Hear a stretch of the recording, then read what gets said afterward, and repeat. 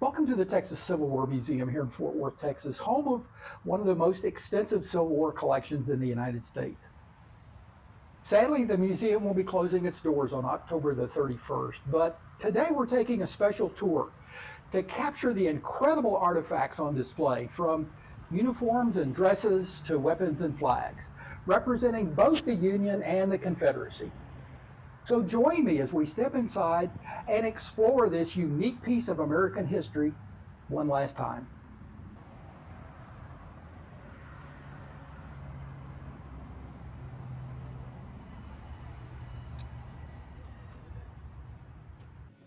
We're with Dennis Partridge, Director of Sales at the museum. Dennis, thanks for having us. You're welcome. It's our pleasure. Could you tell us a little bit about the museum? Well, the exciting part about this museum is it is a Civil War museum, and it's been designated as the most comprehensive Civil War museum in the country for the fact that we have 50% Confederate items, 50% Union items. And as far as I know, there's not another Civil War museum in the country that is 50-50.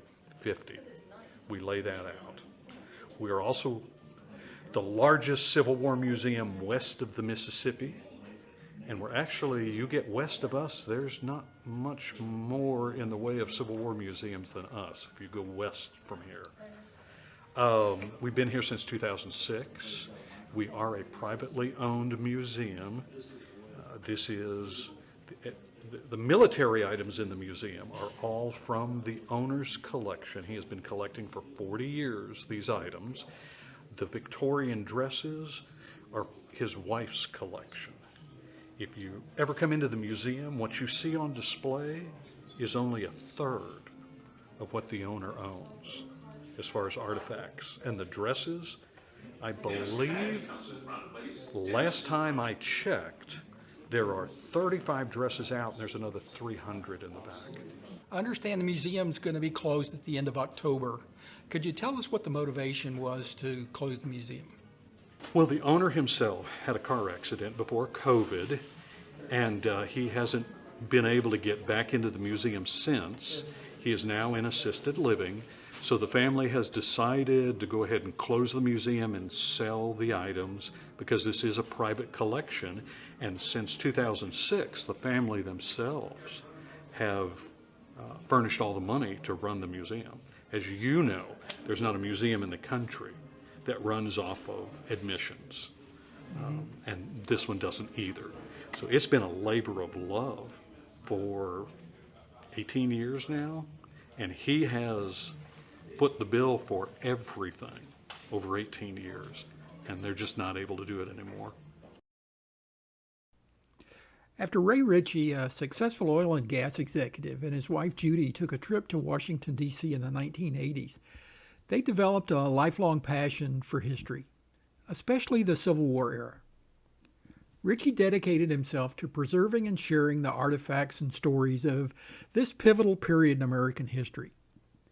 His extensive personal collection of Civil War memorabilia became the foundation of the museum, which opened in 2006. Under Richey's leadership, the museum grew to house one of the largest collections of Civil War artifacts in the country, offering a comprehensive view of the conflict from both the Union and the Confederate perspectives. His commitment to historical preservation has made a lasting impact on how the Civil War is remembered in Texas and beyond. Let's get started with our tour. We're starting our tour here at the Texas Civil War Museum gift shop. But before we head into the galleries, let's take a look at the map. Our first stop is the theater, where visitors can watch Our Homes, Our Rights, a film that sets the stage for Texas' role in the Civil War. Now let's make our way through the museum and explore the history firsthand. As we step into the gallery, you'll immediately notice the unique layout. The Union artifacts are displayed on the left, symbolizing the North, while the Confederate artifacts are on the right, representing the South. With over 2,500 items to explore, it's hard to know where to begin. But one of the most impressive sections is the display of Civil War uniforms, which have been preserved in pristine condition. These uniforms, whether worn by Union or Confederate soldiers, are more than just fabric. They're windows into the past. Meticulously preserved, both the officers' and enlisted men's uniforms remain in near perfect condition, showcasing the craftsmanship and design of the era. From the crisp jackets of the infantrymen to the distinguished attire of the officers, each uniform tells the story of the men who wore them, offering a rare glimpse into their lives during the war. It's a powerful reminder of the individuals behind the conflict and the legacy they left behind. There are 3 notable uniforms in this collection that deserve a closer look. The first is the striking dress uniform of Union General Benjamin Beast Butler. Butler earned this infamous nickname for his harsh treatment of the women of New Orleans during his time as the military governor, enforcing strict orders that didn't sit well with the locals. Later in the war, Butler's forces clashed with John Gregg's Texas Brigade at the battles at Bermuda Hundred, New Market Heights, and the battle along Darbytown Road. Butler's military career ended in controversy, and he was relieved of his command.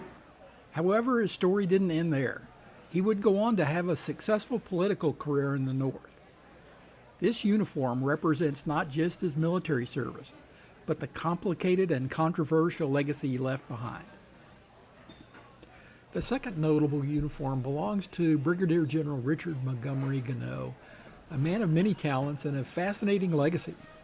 Before the war, Gannett was a practicing doctor, but during the Civil War, he led Confederate forces to victory at the Second Battle of Cabin Creek, a significant Confederate triumph in Indian Territory. After the war, Gannett transitioned to a different kind of service, becoming a Church of Christ minister. He lived in the Dallas area and played a key role in the post-war lives of Confederate veterans, often officiating their burials across the state. His uniform represents not just his military leadership, but also his lifelong dedication to his faith and community. And finally, the crown jewel of the museum, the most iconic piece in the entire collection, the only known remaining coat of Union Lieutenant General Ulysses S. Grant. This is the very coat that Grant wore during one of the most significant moments in American history, the surrender of Confederate General Robert E. Lee at Appomattox on April 9, 1865, effectively ending the Civil War. This custom-made field coat, or sack coat as they were sometimes called, is crafted from wool broadcloth and features a collar trimmed in black velvet. Its simplicity reflects Grant's no-nonsense leadership style, in contrast to the ornate uniforms of many other generals of the time. After Grant's death in July of 1885, his widow Julia gave the coat to Brigadier General William Hillier, who had served as Grant's aide-de-camp during the war. The coat remained in the Hillier family for over a century until it was sold to a private collector in 1994. The Texas Civil War Museum is now the only second owner of this priceless artifact since it's left the Hillier family. Standing here before this coat, it's hard not to imagine the weight of history that hung on Grant's shoulders that day at Appomattox as he and Lee brought the long and bloody conflict to an end. This coat isn't just a piece of clothing. It's a witness to one of the most defining moments in our nation's history. In addition to the Grant coat, the Richeys acquired yet another remarkable piece of American history, Ulysses S. Grant's presentation sword. This stunning weapon was gifted to him by the people of Kentucky in May 1864 in recognition of his promotion to General-in-Chief of the Union Army, a rank previously held only by George Washington.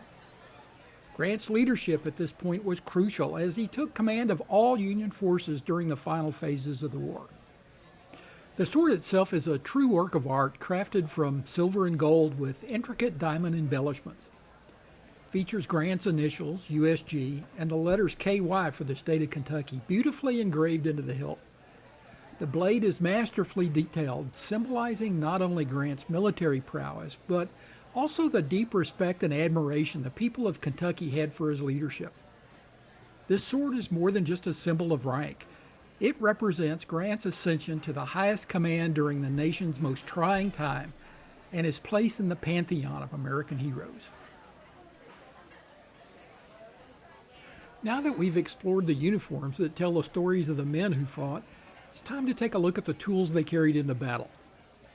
The Texas Civil War Museum has amassed an impressive collection of Civil War era weapons, showcasing both Union and Confederate pistols, rifles, swords, and even artillery pieces. These weapons were at the heart of the conflict, shaping the course of battles and determining the fates of armies. Let's take a closer look at these powerful artifacts and the role they played in one of the most pivotal moments in our nation's history. For the infantrymen on the ground, rifles such as the Springfield and Enfield were the standard issue, providing the range and accuracy needed for long-distance engagements.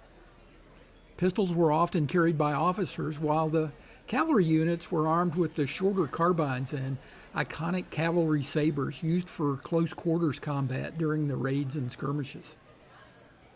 Beyond personal firearms, the museum also houses an impressive collection of artillery pieces. On display here is a U.S. Parrott rifled gun, celebrated for its precision at long ranges, as well as a Confederate 6-pound smoothbore cannon, which saw extensive use throughout the war. You'll also see a 24-pound mortar capable of lobbing shells over fortifications, and a U.S. mountain howitzer, which was favored for its mobility in rough terrain. And of course, the artillery wouldn't be complete without the shells themselves. Here we have examples of the various types used during the war. Solid shot for punching through enemy lines, explosive shells for destruction at a distance, and the canister rounds which turned cannons into devastating anti-personnel weapons. What's remarkable is that this display is only a fraction of the museum's extensive weapons collection. Each piece tells its own story, giving us insight into the evolving tactics and technology that played such a critical role in the Civil War. These weapons weren't just tools of war, they were instruments that shaped the outcome of battles and ultimately the fate of a nation. As we move through the museum, we come to some of the most fascinating artifacts from the Civil War that provide an intimate glimpse into the daily lives of soldiers, as well as the personal belongings of some of the war's most prominent figures. Starting with the basics, we have things like the canteens and cartridge boxes, essential items that every soldier relied on. These simple yet crucial items of equipment carried water and ammunition, making them the lifelines for both Union and Confederate soldiers in the field. One of the more remarkable items in the collection is this spur, once worn by Confederate General Robert E. Lee, and beside it a lock of Lee's hair, a rare personal artifact from the man who commanded the Army of Northern Virginia. Similarly, here we have a lock of hair from Jefferson Davis, President of the Confederacy. These small personal tokens carry enormous historical weight, connecting us directly to those pivotal figures in American history. Among the rarest items on display is one of only 3 remaining Davis Guards medals. These medals were awarded to the men of Company F of the 1st Texas Heavy Artillery, known as the Davis Guards, for their heroic victory at the Battle of Sabine Pass, a battle where just 47 Texans defeated a Union fleet of over 5,000 troops. The museum also sheds light on the harsh realities of Civil War medicine. This display features surgical instruments, artificial limbs, and crutches, offering a sobering reminder of the era's medical challenges and the devastating injuries suffered on both sides.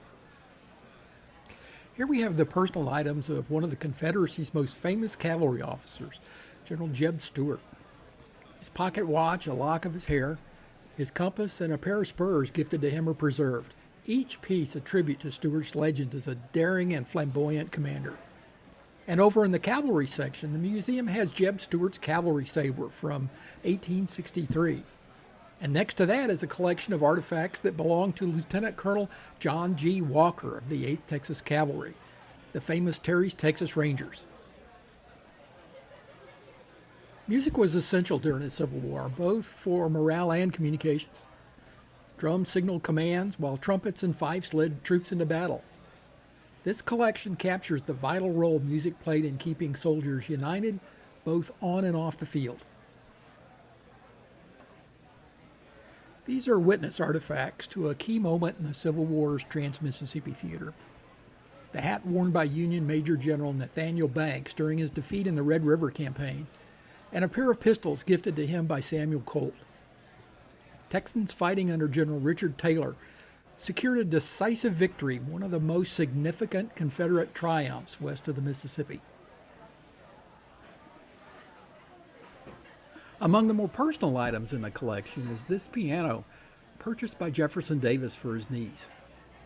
Displayed alongside portraits of his wife Verena and his daughter Winnie, it offers a rare glimpse into the Davis family's personal life, far removed from the politics and battles of the Civil War. Next, let's move into a collection that holds both deep historical and personal significance, the United Daughters of the Confederacy collection. The UDC has preserved not only Confederate artifacts, but also an impressive array of Confederate flags that we'll take a look at just in a moment. These items connect us to the legacy and the memory of Confederate soldiers, safeguarded through generations by the UDC. Let's take a closer look at the pieces that continue to tell the story of the Southern struggle during the Civil War. These artifacts were taken from the USS Harriet Lane, captured during the Battle of Galveston on January 1, 1863. On display are brass cabin railings, a Navy cutlass, and a drum major's baton acquired by Confederate General John Bankhead Magruder after his successful recapture of Galveston. These relics mark a rare Confederate naval victory in the Civil War. Building on the John Walker artifacts that we saw in the cavalry exhibit, the UDC has assembled a remarkable collection from the 8th Texas Cavalry, better known as Terry's Texas Rangers. This includes a trumpet, canteen, and pistol used by the Rangers, along with a spyglass and binoculars. These pieces offer a glimpse into the lives of these legendary mounted troops who fought in more battles than any other cavalry regiment in the Confederate Army. Next to the Rangers collections are artifacts from other Texas units, including the most famous fighting unit from Texas, Hood's Texas Brigade. Another item of special note is the Sons of Confederate Veterans Medal of Honor, awarded posthumously to Color Sergeant George A. Bernard for his bravery at the Battle of Gettysburg. His actions on that battlefield exemplified the courage of the men who fought with the famous Hood's Texas Brigade as they attacked Devil's Den and Little Round Top. And finally, we come to the diorama of the Battle of Palmetto Ranch, the last battle of the Civil War, fought on Texas soil. Even though the war had effectively ended, the battle saw the Confederate forces secure a final victory, a testament to the conflict's enduring nature in Texas.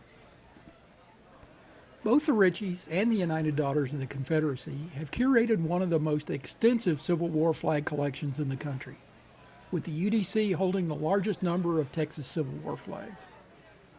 On display, we'll see banners from units of Hood's Texas Brigade and the 2nd Texas Infantry, whose flag flew over the battles of Shiloh, Corinth, and Vicksburg.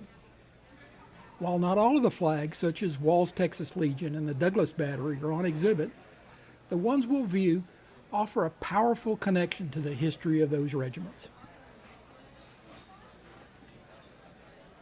Our first stop is the battle-worn flag of the 2nd Texas Infantry. This flag flew at some of the most significant battles of the Western Theater, including Shiloh, Corinth, and the long siege of Vicksburg. It's a powerful reminder of the grit and determination of the soldiers who fought under it. Just to the left of the flag is the sword of Colonel William Rogers, who led the 2nd Texas Infantry. Colonel Rogers was killed in a valiant but doomed attack on Battery Robinette at the Battle of Corinth in October 1862.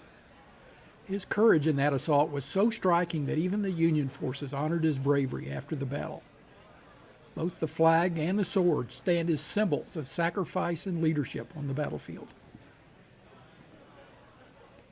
Just to the left is the flag of Company F of the 9th Texas Cavalry, known as the Cypress Rangers from Cass County. This unit, like the 2nd Texas Infantry, fought valiantly at the Battle of Corinth. During the fierce combat at Battery Robinette, the 9th Texas Cavalry engaged in brutal hand-to-hand combat fighting, showcasing their bravery and determination. Together, these flags honor the legacy of the Texas soldiers who faced unimaginable challenges on the battlefield. Let's walk over to the UDC collection and see some of the flags there. On the right wall, as you enter the UDC flag collection, you'll find a First National pattern flag. While its specific history remains somewhat obscure, it is believed to have belonged to the 4th Texas Infantry Regiment, part of Hood's Texas Brigade. This flag represents the early days of the conflict and serves as a testament to the bravery of the soldiers who fought under it. The 4th Texas Infantry distinguished itself in several key early battles, especially Gaines Mill, earning a storied place in Texas military history. Just to the left is the flag of the 19th Texas Cavalry, comprised of brave volunteers from the Dallas area. This regiment fought valiantly in over 50 battles and skirmishes throughout the war.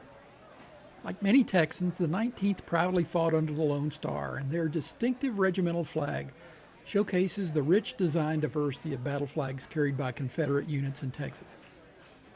Each flag tells its own story of valor and commitment, reflecting the spirit of those who served. Other flags in the collection include flags from the 26th Texas Cavalry, the 16th Tennessee Infantry, the 17th Texas Consolidated Cavalry, a second national flag probably used on a ship because of the smoke stains, the 16th Texas Cavalry, a Louisiana flag captured by Union forces at Port Hudson, and a 3rd Texas Cavalry flag. The last flag that we'll look at is another early Hood's Texas Brigade flag, this one from Company B of the 5th Texas Infantry, carried by Sergeant Matthew McLeod, who enlisted in July of 1861, but was one of the many who suffered illnesses at the beginning of the war and was discharged in December. He re-enlisted and went aboard the Confederate gunboat CSS Sterling Price with his flag. Both McLeod and the flag were captured in Memphis on June 8, 1862. The last stop on our tour is one of the most unique and admired collections in the museum, the Judy Richey Victorian Dress Collection.